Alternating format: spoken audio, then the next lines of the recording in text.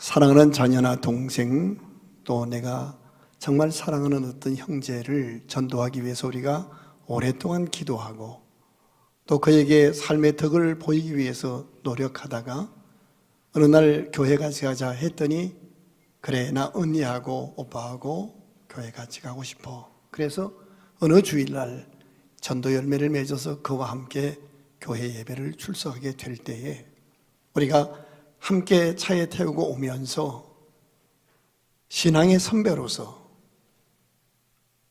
아무개야, 정말 바르고 복된 교회 생활을 위해서 이것만큼은 꼭 지켜야 할 내용이 있어. 그리고 이러한 일은 삼가 주의해야 해 라고 권면해 준다면 무슨 얘기를 해줄 수 있을까요? 어느 조직이든 그 조직에 새로 들어오는 사람이 지켜가야 할 덕목이 있고 조심해야 할 사항이 있는 겁니다. 성경의 마지막 책인 요한계시록에 보면 소아시아 지역에는 7교회가 나와요. 그 7교회는 이 지구상에 있는 모든 성도들과 교회들이 마지막 때에 보여줄 양태라고 해도 무방할 것입니다. 그 7교회 가운데 어떤 교회는 칭찬만 받아요. 또 어떤 교회는 칭찬과 책망을 같이 받아요. 어떤 교회는 책망만 받아요. 문제는 예수님께서 그렇게 책망하시고 나서 야, 난 너희들 모습 보니까 너무 실망했어. 너 이 교회는 이거 십자가 띄고 문 닫았으면 좋겠어. 나는 이제 이 교회를 돌보지 않을 거야 라고 선언하신 것이 아니라 지금까지 칭찬만 받았던, 칭찬과 책망을 같이 받았던, 책망만 받는 그런 모습이었던 간에 과거를 묻지 않으시고 아직도 나는 너희 교회를 돌보고 있어. 교회 주인은 사람이 아니라 나야 라고 말씀하시면서 교회 주인이 나인 것을 믿고 네가 오늘 있는 모습 그대로 이겨야 할 과목이 있어. 그 과목을 믿음으로 극복하면 한 계단 올라서면 이러이러한 상급과 축복이 예비되어 있어 라고 말씀을 주시는 그런 내용이 자세히 나와 있어요. 자, 요한계시록 1장 19절 20절 같이 보실까요? 그러므로 네가 본 것과 지금 있는 일과 장차 될 일을 기록하라. 그 다음 절 보실까요? 네가 본 것은 내 오른손의 7별의 비밀과 7 금초대라. 7별은 7교회의 뭐요? 사자. 7교회에 파송되어서 하나님의 말씀을 전하는 주의 사자라는 거예요. 각 교회에 파송마다 세워져서 사역하고 있는 사람들이 연약하고 허물이 많지만 하나님이 그들을 오른손에 꼭 붙잡고 일하신다는 거예요. 그리고 7 촛대는 7교회니라. 계속 읽어 내려가면 예수님께서 7교회를 돌보시고 거니시니라 세워주신 파송한 사자들을 통해서 하나님의 교회를 돌보고 계신 것을 말씀해 주고 있습니다. 그렇습니다. 교회가 뭐 하는 곳입니까? 하나님께 예배드리고 예배를 통해서 주시는 은혜를 받아서 서로의 연약함과 죄됨을 인정하면서 서로 위해서 기도해주고 기다려주고 용서하는 법을 배우고 용서받는 법을 배우면서 함께 어우러져 살아가는 곳이 교회입니다. 이런 맥락에서 신앙생활은 단거리 경주가 아니라 장거리 경주라고 할 수 있습니다. 그것도 내 혼자 내 맘 내키는 대로 달려가는 경주가 아니라 함께 서로 어우러져서 함께 같이 달려가야 하는 팀 마라톤 경주라고 할 수 있습니다. 성경을 깊이 공부하면 공부할수록 느끼게 되는 것, 목회를 하면 할수록 더 깊이 절감하게 되는 것이 하나님은 절대로 서두르시는 분이 아니구나 하는 거예요. 하나님은 절대로 서두르지 않으셔요. 문제는 우리가 너무 급해요. 그 이유는 하나님은 전지전능하시기 때문입니다. 온 세상이 그에게서, 만물이 그에게서 나오고 그로 말미암고 그에게로 돌아갑니다. 온 세계가 하나님의 장중에 있습니다. 공중에 나는 새 한 마리, 이름 모를 광야의 풀 한 포기도 하나님은 다 아시고 관리하십니다. 들의 백합화를 보라, 공중 나는 새를 보라. 이것들을 입히시고 먹이시는 하나님이 아니시냐고 말씀하십니다. 하나님이 땅에 어떤 것도 대충 만드시거나 대충 다루시지 않는다는 사실입니다. 하물며 하나님께서 한 사람 한 사람을 이 땅에 생명으로 태어나게 하시고 다시 예수의 보혈로 씻고 물로 덮어 그를 구원해 주셨는데, 구별받은 우리, 구원받은 우리를 대충 관리하시겠습니까? 적당히 넘어가지 않으십니다. 하나님은 적당히 넘어가지 못하시는 하나님이심을 기억해야 합니다. 우리 머리카락까지 다 세심받으신 하나님이라고 말씀해 주셨습니다. 제가 목회 이제 40년이 지나가니까 마음속에 뼈에 사무치도록 후회되는 것이 있습니다. 나름대로 열심히 하느라고 했지만 그래도 저도 연약해서 인간인지라 어떤 교인이 주어졌을 때, 어떤 사안이 주어졌을 때 마음과 뜻과 성품과 목숨을 다하지 못하고 대충 했던 것이 하나님 앞에 뼈에 사무치도록 두렵고 죄스럽습니다. 교인 한 명이 어떤 교인이든 성전문을 통해서 들어왔을 때 대충 대하지 않고 정말 내가 마음을 다하고 뜻을 다하고 성품을 다하고 목숨을 다해서 그 양을 먹이고 그 양을 돌보고 그 양을 찾는가? 이 질문 앞에 대답을 못하겠습니다. 우리가 가는 이 길은 천국에 도착할 때까지 서로 붙잡아주고 격려하며 함께 붙잡고 넘어야 할 장벽이 수없이 많고, 자칫 한눈 팔거나 방심하면 걸려 넘어질 미혹이나 함정도 해마다 도사리고 있는 영적 전쟁터임을 기억해야 합니다. 사람들이 모였지만 인간관계로 유지되는 데가 아닙니다. 영적인 전쟁입니다.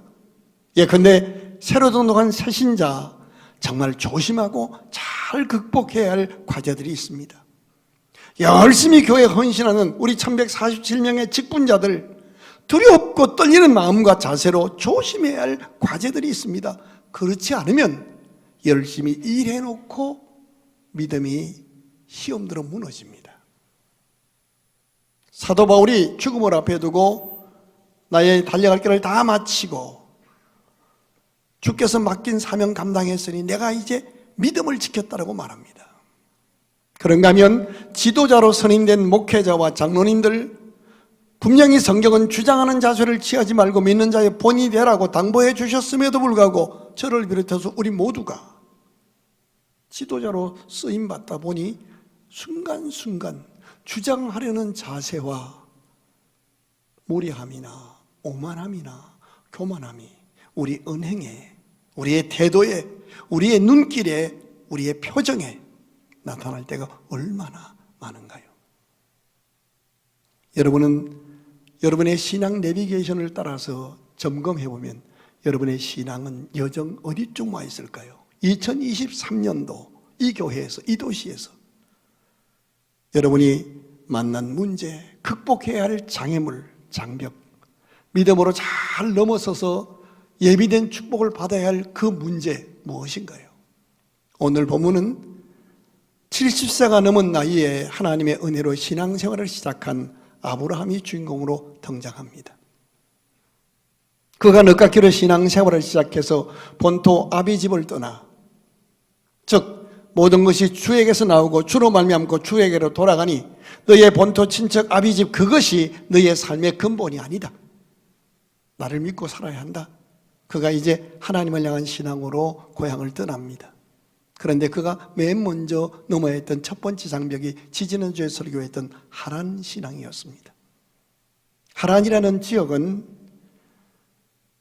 자기 이름이 다 알려진 곳이고 하나님도 믿지만 인맥도 믿고 세상도 믿는 그런 신앙입니다. 다시 말하면 하란 신앙이라고 하는 것을 다르게 표현하면 사람을 믿고 사람의 주를 따라 사람을 따라 하는 신앙입니다.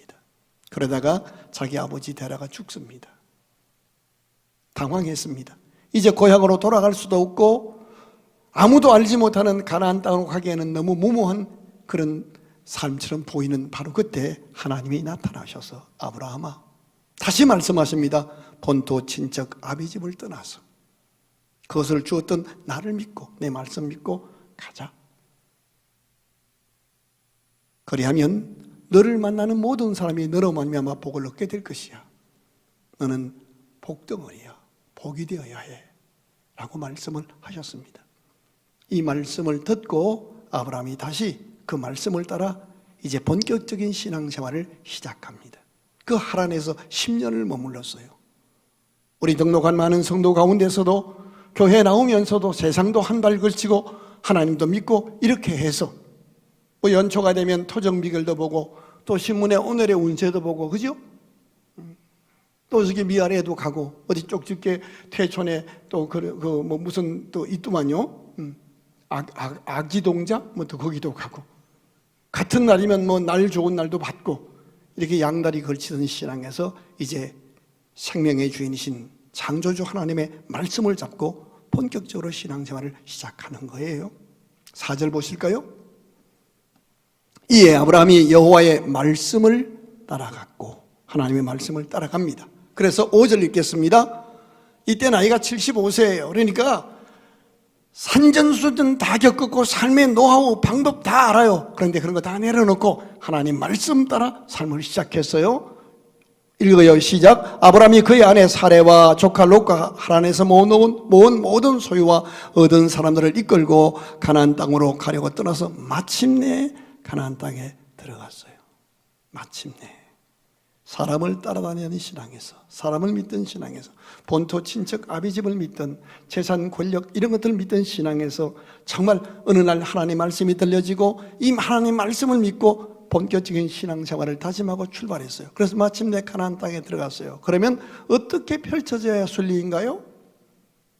가나안 땅에 들어갔더니 하나님이 예비하신 사람들은 바라보기만 해도 감동이 되고 닮고 싶고 좋은 사람들이 예비되어 있고, 모든 밭은 모든 농토는 다 정리되어 있고 청소가 깨끗이 되어 있더라. 이제 고생 끝 축복 시작, 야호 이렇게 오는 거예요. 그런데 그 다음 성경을 아무리 읽어봐도 아브라함이 가나안 땅에 들어가서 좋은 사람을 만났다든가 좋은 신앙의 선배들을 만나서 행복했다든가 아니면 가서 정말 그가 행복한 교회 생활하고 봉사 많이 해서 이러이러한 일을 잘 감당했더라, 이런 모습이 기록되지 않고 오히려 하나님이 예비하신 땅이요 하나님이 인도해 가신 그 가나안 땅에 들어가서 가정 속에 이상한 일이 일어나고 자기 가정 생활 속에 복잡한 일들에 휘말려서 고통하는 모습이 그려지고 있는 거예요. 오히려 어려운 일이 벌어진 거예요. 신앙생활이라는 것이 교회에 나와서 보란듯이 사람들에게 인정받고 무슨 일을 폼나게 해서 사람들에게 박수갈채를 받아서 자존심 팍팍 세우려고 행세하는 그런 게 아닙니다. 예배당에 나와서 아직도 내 자존심 세우려고 생각하는 사람은요, 신앙 입문도 아직 하지 않은 거예요. 교회는 사람들이 모이는 곳입니다. 그래서 세상에 일어나는 일이 다 일어납니다. 그러나 다른 것이 있어요. 그런 일들을 통과하면서 시험도 들고 당황하기도 하고 황당하기도 하지만 그런 일을 겪고 통과해 가면서 하나님이 어떤 분인지, 하나님의 사랑, 하나님의 용서, 하나님의 징계, 하나님의 구원, 하나님의 섭리 이런 것을 배우게 되고, 아울러서 인간이 얼마나 연약한 존재인지, 자신이 얼마나 경솔하고 자신이 얼마나 부족한 존재인지를 가슴으로 깨닫고 내 눈에 우스워했던 교회 안에서 만난 사람들 한 사람 한 사람이 얼마나 존귀하고 소중한 지체들인가를 알게 되어서 그야말로 하나님을 사랑하고 이웃을 진심으로 사랑하는 단계로 변화되어 가는 겁니다. 자, 6절을 보십시다. 아브라함이 이제 마침내 가나안 땅에 들어왔어요. 그런데 어떻게 기록이 돼요? 그 땅에 좋은 사람이 아니에요. 아브라함이 그 땅을 지나 세겜 땅 모래 상수리 나무에 이르니 그때 가나안 사람이 그 땅에 거주하였더라. 모래라는 뜻은 선배, 선생님 그런 뜻이에요. 상수리나무, 지명일 수도 있지만 예언을 상징하는 나무, 그런 의미가 있고, 호세아서에 보면 사람들이 상수리나무 뒤에서 온갖 부도덕한 죄를 범하고 있음을 지적하면서 상수리나무 그러면 세상물이 전혀 빠지지 않은 그런 세속적인 인간적인 죄된 모습, 조그만 눈 가릴 공간만 있어도 범죄하고 모의하고 남을 헐뜯고 하는 그런 인간의 죄된 모습을 표현할 때 상수리나무라고 표현하는 거예요. 그러니까 여러분이 교회에 오셔서 말씀이 어느 날 들려줘요, 감동이 와요, 나도 이제 바른 신앙생활을 해야 되겠다라고 딱 다짐하고 시작을 하면 그때 만나는 신앙 선배들, 교회 안에 먼저 들어와 있는 사람들의 모습이 상수리나무 같고 고개 흔들면서 통과해야 할 사람인데 그것을 가난한 사람이라 그래요. 오늘 시간에 짧아 못하고 언젠간 하게 되겠습니다만은 가나안의 원주민들의 특징을, 그들의 속성을 공부해 보면 우리가 인생 살면서 정말 만나고 싶지 않은 그런 7종류의 인간들을 정확히 알 수가 있어요. 하나님이 분명히 인도해 오셨어요. 마침내 말씀의 은혜를 받고 제대로 신앙생활 하려고 했는데 만나는, 부서에서 만나는 사람들이 혼란스럽게 해요. 아니, 장로란 분이 어떻게 저렇게 말을 할까? 아니, 권사 집사라는 분이 어떻게 저렇게 품격 없이 막말을 하고 다 뒤에서 사람 없는데 사람 욕을 하고 자기가 섬기는 교회 욕을 할까? 정말 이 교회가 하나님께서 나를 위해서 예비하신 그 교회가 맞는가? 아니면 내가 다른 교회를 또 찾아봐야 되는가? 라는 갈등을 주는 그런 사람 장벽을 만나게 된다는 것입니다. 여러분이 기도하고 노력해서 어느 직장에 들어갔어요. 하나님 앞에 감사했어요. 그런데 직장 들어가서 막상 일을 해보니까 먼저 들어와 있는 선배, 그 직장의 상관들이 정말 가난한 사람이에요. 집요한 사람들이에요. 그래서 정말 이 직장이 하나님이 나를 위해 예비하신 그 직장이 맞나? 사표 쓰고 다른 직장 구해야 되지 않는가라는 사람 장벽 때문에 당황하게 되는 이것을 오늘 본문에 가르쳐 주는 거예요. 아브라함을 믿음의 조상이라고 하는 것은 믿음이 좋다라는 의미보다는 믿음 없는 사람, 인생의 산전수전 다 겪은 70세 넘어서 신앙생활을 시작한 그가 신앙의 여정 속에서 어떤 일들을 만나고 어떻게 그런 일 때문에 고통하고 어떻게 그것을 극복할 수 있도록 하나님의 믿음을 다듬어 주셔서 마침내 그가 영광의 주역이 되기까지 하나님이 이끌어 가시는가 하는 신앙의 여정을 보여주는 그런 의미에서 믿음의 조상이라고 하는 거예요. 저도 여러분도 넘어질 수 있어요. 그러나 우리는 하나님이 반드시 7번 넘어져도 8번 일으켜 세워줄 줄로 믿습니다. 그래서 우리를 붙드신 하나님을 우리 자손들이, 후손들이 보게 될 줄로 믿습니다. 자, 보십시오. 아브라함이 정말 하나님의 인도함을 받아 가나안 땅에 들어갔습니다. 갔더니 가나안 원주민들이 살고 있어요. 세상물이 덜 빠진 신앙의 품격은, 직분은 높은데 가까이 만나보니까 그 인격은 바닥이에요. 상술이나 눈 가리고 아웅하는 그런 직분자가 너무 많아요. 거짓말도 척척해요. 그러면 그 교회 문 닫아야 하고 십자가 내려야 하는 겁니까? 아닙니다. 그 속에 하나님의 은혜가 있고 그 속에 하나님의 축복이 있고 바로 네가 그 속에서 복 있는 자가 되어야 한다는 것이 하나님이 주신 메시지입니다. 무엇 때문에 하나님께서 가나안 땅으로 아브라함을 데리고 오신 것인가요? 무엇 때문에 하나님께서 우리 한 사람 한 사람을 여기로 오게 하셨을까요? 무엇 때문에 하나님께서 여러분을 그 직장으로, 그 가문으로 결혼하게 하고 그 직장에 오게 하셨을까요?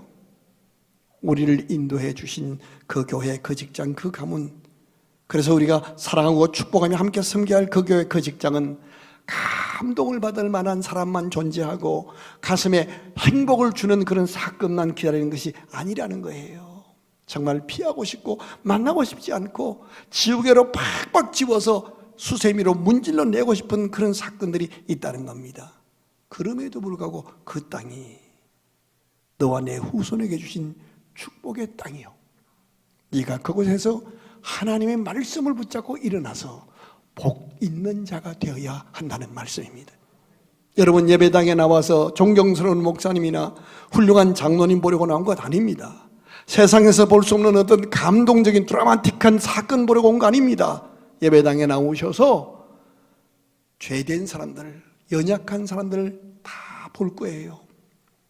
그리고 그 말도 안 되는 죄되고 연약한 사람들을 그대로 받아주시고 용서하시고 말씀으로 은혜 주셔서 다듬어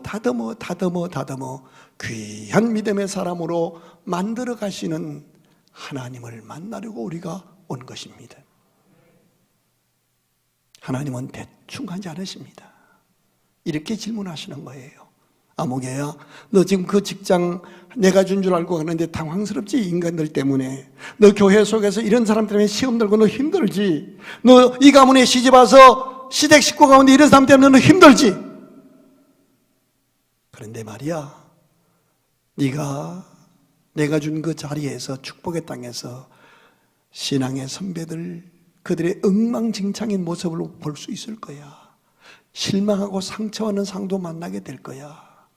그럼에도 불구하고 너는 그 사람 때문에 좌지우지하지 않고 내 말씀 믿고 나를 따라 오겠니? 라고 물으시는 거예요. 네 신앙의 선배들이 못 끊은 나쁜 습관 너는 믿음으로 끊고 너의 선배들이 못한 아름답고 복된 신앙의 모습 네가 살아보겠니? 라고 물으시는 거예요. 교회 생활 제대로 하기 위해서 우리가 통과해야 할 두 번째 관문이 사람 장벽입니다. 사람 관문입니다. 예를 들게요. 하나님 마음에 합하다고 3번이나 인정받고 한 나라를 이렇게 맡아서 관리할 수 있도록 사랑받았던 사람이 다윗이지요. 우리가 다윗을 따라간다면 언제쯤 실망하고 돌아설 수 있을까요? 그가 물맷돌로 골리앗을 쳐 죽이고 왕이 될 때 여러분이 다윗에 속한 사람인 것이 자랑스러울 거예요. 그가 통일왕국에 대해서 통일왕국의 왕 노릇을 잘하고 있을 때 여러분이 그에 속한 사람인 것을 얼마나 자랑스럽게 여기면서 사람들에게 나 다윗의 함께 다윗 땅이라고 말이지 자랑할 수 있을까요? 그런데 어느 날 그 다윗이 부적절한 일에 휘말립니다. 간통사건 저지르고 살인교사하고 그러면서 신앙생활을 시집 쭉 따고 교회에 나와서 신앙생활하고 그러다가 나중에 다 드러나요. 그런 자기 아버지의 모습이 보기 싫고 그런 왕의 모습이 존경스럽지 않다고 자식과 부하들이 힘을 합해서 반란을 일으키고 결국 다윗이 왕궁에서 쫓겨나서 목숨 부지하기 위해서 미친 사람 행세하면서 이 동굴에서 저 동굴로 도망다니는 상황으로 전락합니다. 여러분이라면 그런 상황이 되었다면 어떻게 반응하시겠습니까?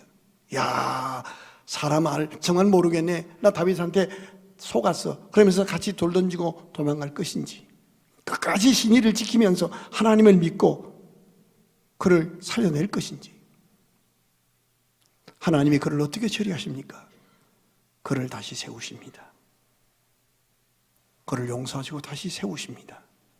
그리고 다윗의 인생의 노년의 모습을 열왕기상 29장에서 이렇게 기록합니다. 같이 보실까요? 이세 아들 다윗이 온 이스라엘의 왕이 되어 이스라엘을 다스린 기간은 몇 년이나? 40년을 다스리는데 헤브론에서 7년 다스렸고 예루살렘 교회 중심에서 33년을 다스려요. 이제 그 다음 절 읽을까요? 그가 나이 많아 늙도록 부하고 존귀를 누리다가 여기 줄쳐놓고요. 이 방송 애청하는 애청자들과 우리 교인들이 이 삶이 되면 좋겠어요. 넘어질 수 있어요. 범죄할 수 있어요. 그러나 하나님의 은혜로 다시 일어나서 나이 많아 늙도록 부하고 존귀를 누리다가 죽었어요. 뿐만 아니라 그의 아들 솔로몬이 대신하여 왕위를 계승해요. 솔로몬이 누구예요? 불륜의 씨앗이에요. 하나님 앞에 용서받았다는 사인이에요. 근데 그 다음 절이 중요해요. 같이 읽겠습니다. 다윗 왕의 행적은 처음부터 끝까지 선견자 사무엘의 글과 선지자 나단의 글과 선견자 가세 글에 다 기록되고 무슨 뜻이에요? 현대적으로 풀어서 설명하면 그는 목회자들에게 인정받는 삶을 살았다는 거예요. 담임 목사뿐만이 아니라 부목사, 이웃교회 목사에게도 우리 교회 같은 이름이 많아요. 여러분 이름 중에는요, 그래도 동현이라는 이름이 괜찮잖아요. 여러분 이동현 목사, 전동현 A 장로, 전동현 B 장로. 근데 너무 웃기는 거는 우리 교회 아이들이 또 동현 이름이 있어요. 그래서 우리 17,000명 등록한 교인 가운데 담임 목사 보고 동현아라고 부르는 사람은 그 교인밖에 없어. 아주 일부러 불러, 일부러. 동현아 불러놓고 자기 아들 불렀대 지금. 전동현 장로님. 그러면 우리 교회 목사님들만 존경하는 것이 아니라 광주시에 있는 400개 교회 목사님들이, 우리 교단의 7,300개 교회 목사님들이, 또 대한민국 교계 목사님들이 그분은 정말 존경할 만한 분이야. 굉장히 소중해요. 우리 교인들 중에도 보면요, 담임 목사한테는 나름대로 잘하는데요, 우리 부목사님들을 아주 이렇게 우습게 대하고 좀 부목사님들에게 상당히 이렇게 좀 고압적으로 대하는 그런 분들이, 그다음에 내가 얘기 안 할게요. 있어요. 조심해야 돼요. 그런 거 아니에요. 무너졌던 다윗을 하나님은 이렇게 영광스럽게 하셨습니다. 만약에 우리가 다윗을 따라가다가 우리 마음에 안 든다고 돌 던지고 돌았었다면 우리만 바보 되는 거예요. 예수님이 육신으로 오셔서 생활하셔서 2023년 전으로 돌아간다면 우리가 언제쯤 예수님께 실망하고 돌 던지고 돌아서게 될까요? 우리가 살다 보면 하나님이 인도하신 축복의 땅이지만 그 속에서 실망스러운 사람의 모습, 당황스러운 상황, 현실, 어려운 여건을 만날 수 있습니다. 문제 있는 그 환경, 나를 힘들게 하는 가시 같은 이웃인 그 인간들이 있는 그곳이 하나님께서 내게 주신 축복의 땅끝임을 기억해야 합니다. 자, 12장 7절 보십시다. 여호와께서 아브라함에게 나타나 이르시되 내가 이 땅을 너의 자손에게 주리라. 저를 주목하세요. 지금 아브라함이 가나안 땅에 천신만고 그때 10몇 년 만에 들어왔어요. 근데 와서 보니까 가나안 원주민들이 살아요. 정말 이거 하나님이 내게 준 땅이야? 너무 당황스러워요. 그럼 그 다음에 이렇게 기록되면 얼마나 좋겠어요. 아브라함아, 내가 잠깐 실수로 내가 너를 다른 장소로 인도했다야. 복된 이웃교회가 아니라 이웃 복전교회로 가자. 이렇게 하시든가, 아니면 아브라함아, 이 땅에 이상한 인간들이 있지. 내가 이 인간들 하루아침에 싹 정리하고 너하고 코드가 맞고 네 마음에 hợp정한 사람으로 딱 세팅해 줄 테니까 멋있게 일해봐. 이러면 얼마나 좋겠어요. 그러지 않아요. 오히려 하나님이 희한한 말씀을 하셔요. 7절에서 한번 여러분 오늘 핵심 키를 찾아내 보세요. 오늘 설교 제목이거든요. 시작. 여호와께서 아브라함에게 나타나 이르시되 내가 이 땅을 누구에게 주리라? 원래 하나님이 처음 약속할 때는요, 너와 내 후손에게 주리라 그랬어요. 그런데 너는 쏙 빠지고 내 자손에게 주리라 라고 말씀하셨어요. 이건 무슨 의미예요? 아브라함아, 아무리 너를 혼란스럽게 하는 인간들이 있어도 사람에게 휘둘리지 마. 너는 복덩어리고 너뿐 아니라 너의 후손에게 이 땅은 축복의 땅이 될 거야. 내가 너한테 준 거야 라고 말씀하시면 좋을 텐데 너의 자손에게 주리라. 그럼 너는 사라지란 얘기인지? 여러 가지 의미가 있을 수 있겠습니다. 여러 가지 교훈이 있겠지만 오늘 설교 제목을 한번 보십시다. 띄워주십시오. 오늘 설교 제목, 아마 예배당에 와서도 주보도 안 봤을 거예요. 그렇지? 같이 읽어요. 시작. 이 땅을 너의 자녀에게 주리라. 여기서 내가 보여야 할 신앙이에요. 아브라함이 말씀을 따라 순종하여 마침내 가나안 땅에 들어갔으나 정작 그곳에서 만난 사람들은 세상물이 덜 빠진 실망스러운 가나안 원주민들의 모습이에요. 그래서 당황하는 아브라함에게 하나님이 나타나셔 주신 말씀이 이 땅에서 만난 인간들 때문에 혼란스러워하지 마, 시험 들지 마. 이 땅을 너의 자녀에게 주었어. 이 말이 어떤 의미인가 하면 분명히 자식들도 알아요. 가족들도 알아요. 직장에서 이상한 선배 만나서 사표 쓸까 말까 하고는 고통하는 거 알아요. 교회 국악성가대 들어가서 먼저 온 국악성가대 온 다음에 고통당하고 성가대 할까 말까 다른 교회로 옮겨갈까 별 생각하는 거 다 알아요. 그런데 하나님이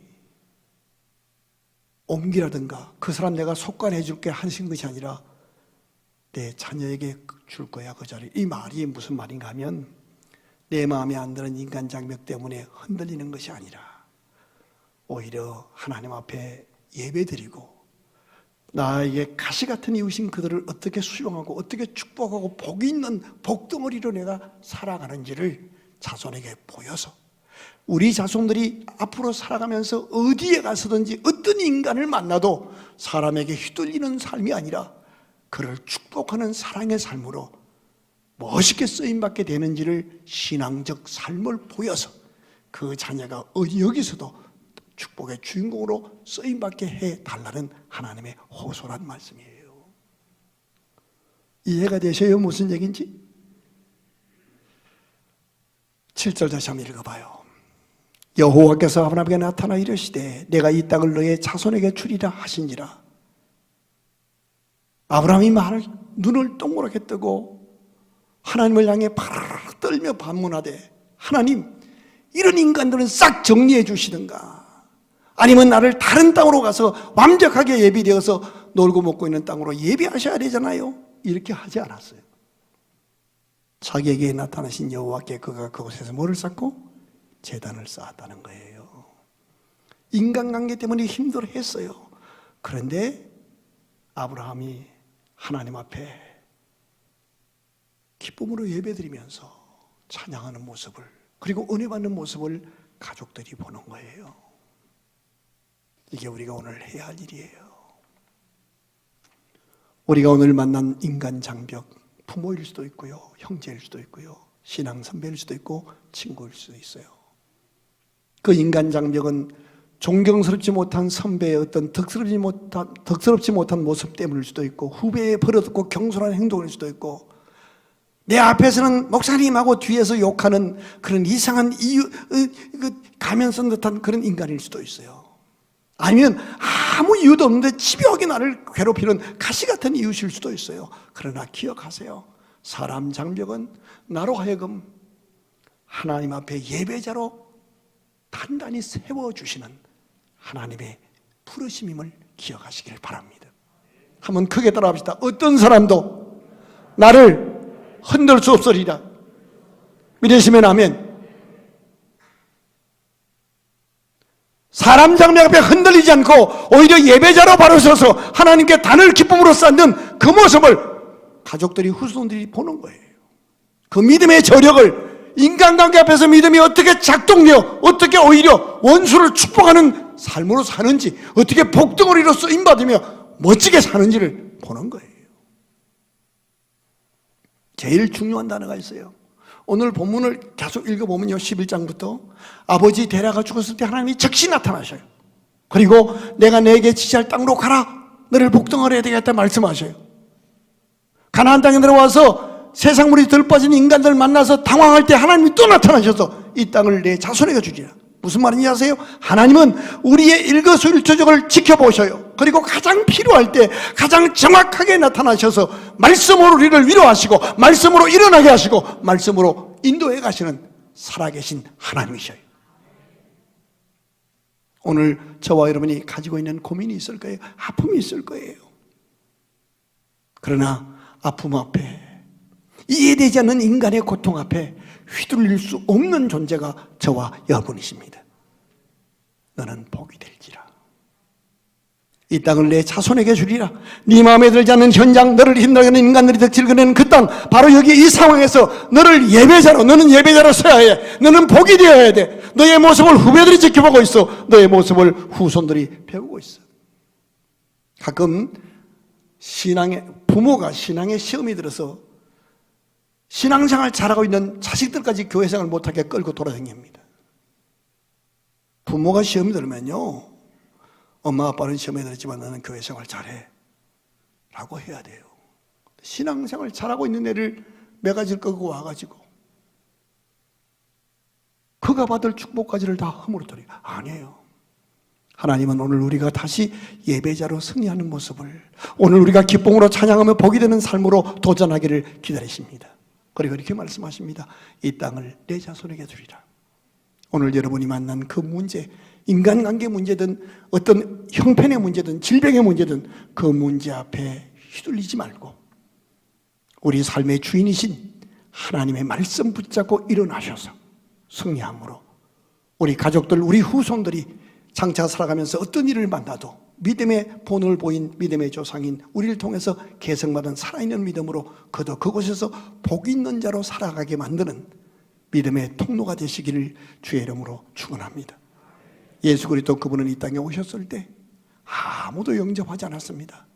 말구요에 그를 왕따시켰습니다.